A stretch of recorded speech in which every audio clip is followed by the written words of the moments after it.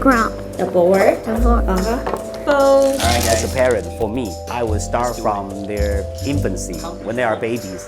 I learned something about a great educator called Piaget when I was in America.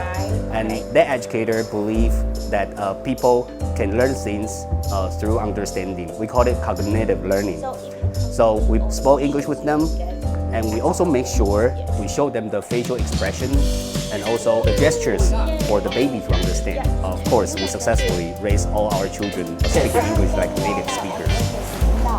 I think it would be better to do so when they are kindergarten, because English has become a very international language right now. We put a lot of emphasis on the discipline. We want kids to discipline themselves, so they will have better learning attitude because they are very good, so they know what to do. We call it Japanese style management approach. The way we teach English is American style, of course. Everybody is free to speak, and we also offer the full English environment, so people, when students come back here, they start to speak English naturally. And also, what's valuable is that students speak English with each other in our cram school. This is something that makes us different from others. Our teaching style is not to play games. Although children can have a lot of fun during the game, they usually forget what they learn. They only remember what games they play. So when we design the classroom activities, we always focus on the very meaningful activities which can help them to express themselves. And they need to do the brainstorming, logical thinking.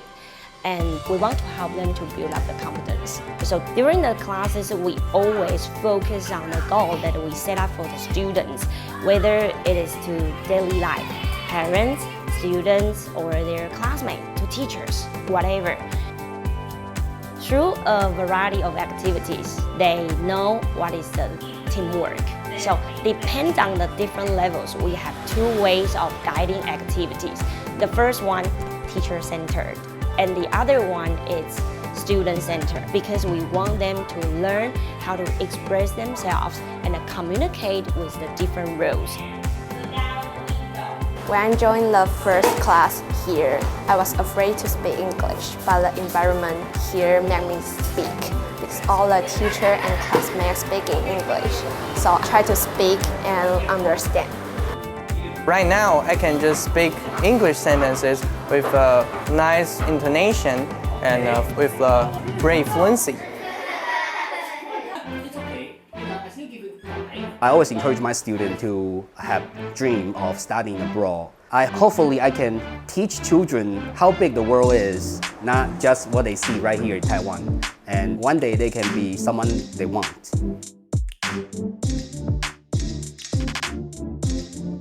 I joined the international camp to Sydney in Australia, and I think the most impressive memory for me is that I learned how to be an independent person. I learned lots of speaking skills and different aspects of living there, and I think I really grew a lot after I came back. I got a different thoughts of living, and I got a motivation to keep moving on to reach my goal, like go to a good university or have a good test score, something like that. You know, there's some words I would like to give the students nowadays, since the world is different now. But in order to stand on the top of the world, I still hope you guys can study harder and play harder. I hope there is no war in the world, and I hope it will be very peaceful in the world in the future. I want to be a person who can help people in the society.